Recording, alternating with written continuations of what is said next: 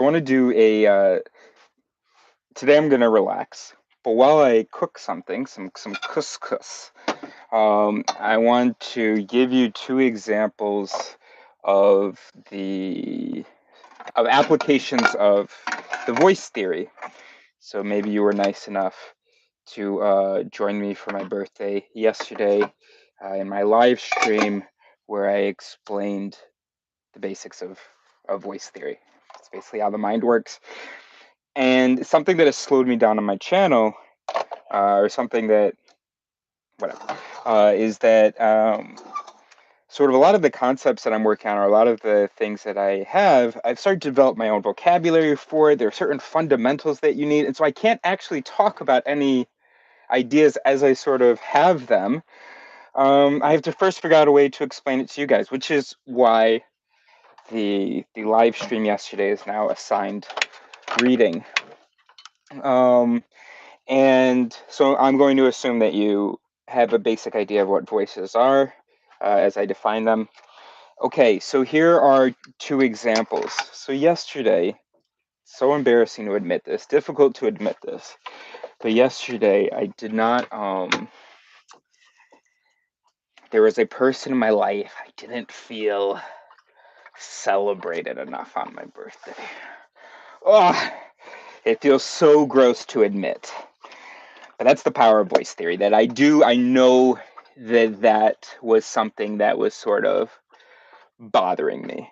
Um, and I'm ashamed of it, and I don't want that voice. And often what happens is when we think of ourselves as the single coherent self, well, we're not going to step anywhere near that. We're going to say, no, of course I'm not going to be upset that, for instance, my girlfriend, she has been crazy busy at work. Yesterday, she got the chance to go to a pool and hang out. And she doesn't have great internet, so she didn't know that I was live streaming at one point. Um, and she didn't sing me happy birthday. Oh. So those are all such stupid things to in any way be bothered by. So I might be tempted to say, no, no, no, no. I'm glad that she was by the pool. It doesn't bother me at all that we didn't get to talk at certain moments when I wanted to.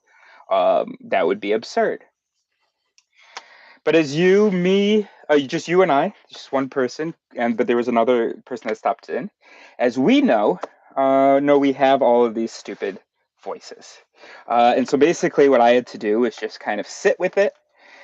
First of all, I had to recognize it, admit it, and then I had to say, okay, now is this sort of resentment in any way justified? Did she actually? No, she did wonderful things. She texted me, she called me, she was there, she watched the live stream when she knew I was live streaming.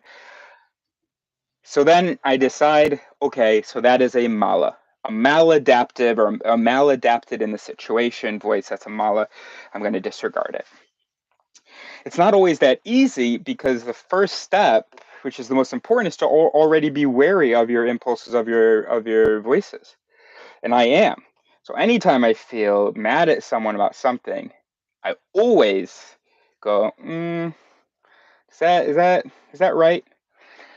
But what most people have the tendency to do is to maj, to justify.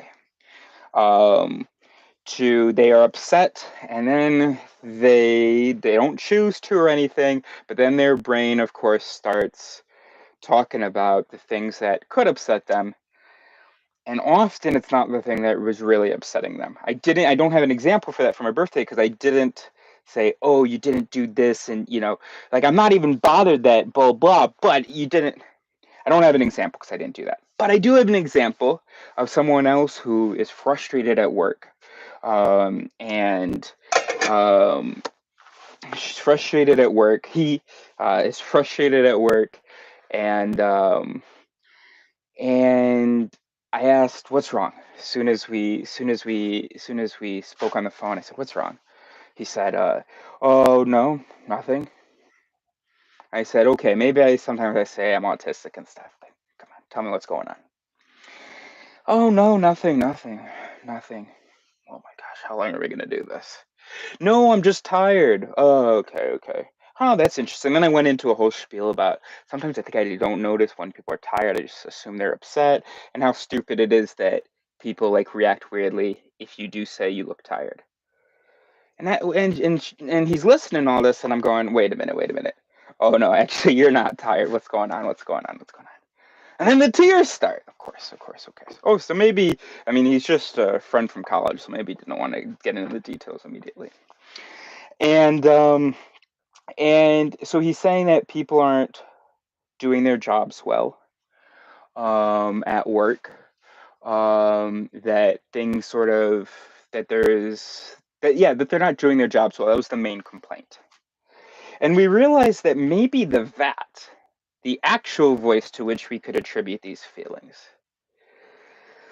was revealed in some of the things he was saying, like, "Oh my gosh, people aren't doing their jobs. People aren't doing their jobs." And then, and then I'm the one. Oh, just people. I hate when people aren't doing the jobs. It's like, wait a minute, what's that about? And then you're the one. What? And so we realized that the vat of that frustration is a fear of being judged negatively in this high stakes situation. So they're not doing their jobs correctly, which means that all the blame is going to fall on me. All the responsibility falling on me. Don't think that's part of his vat knowing him. I think it's really the potential of negative judgment. Okay, so now we've done this amazing thing. We've identified where actually it is coming from, and we stopped misaing. We stopped misattributing our frustration to other things. So it was no longer people aren't doing their jobs. It was, holy shit, people might say that I did a really shitty thing and blame the whole end of this project on me. And so then, of course, the question is, so is that voice correct or not? Number one, is it probable that you will have this negative judgment? Number two, is this negative judgment going to be horrible? And there we go. That's the application. Of course, you can probably do the work from there. And it seems so obvious, so basic, so dumb. Or no, it doesn't seem dumb. And I worked very hard on this. But the hump that we have to get over is accepting that we have these silly voices. These and that it makes sense from our evolution. We are not just afraid of things, we throw a wider net, and so we're afraid of anything that resembles it. So someone who is very, very afraid of negative judgment, it should not be surprising that someone also sees negative judgment in neutral judgment, or in negative judgment about a particular aspect or thing, not about the person or anything important, and then for that person to feel it as though it was about their whole person. Of course, that's how we evolved with fear. If there's a thing that can cause us harm, we're going to freak out about anything like that gets near us. So just have to accept that you have bad voices programmed by evolution, and with some understanding of evolution and some self-acceptance, you can figure out what your vat is for whatever you're feeling or thinking. And then, brothers and sisters, my fellow risers, you can figure out whether that vat, which is the voice to which you can correctly attribute the delivery, is whether that is a mala or not, whether it's maladapted or not to the situation. And then so then you check, is this true?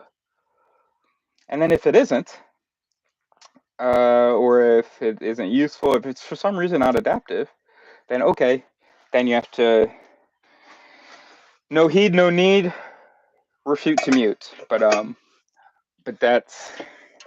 we're not going to do the whole thing again. Okay, thanks guys. Thanks, Mom.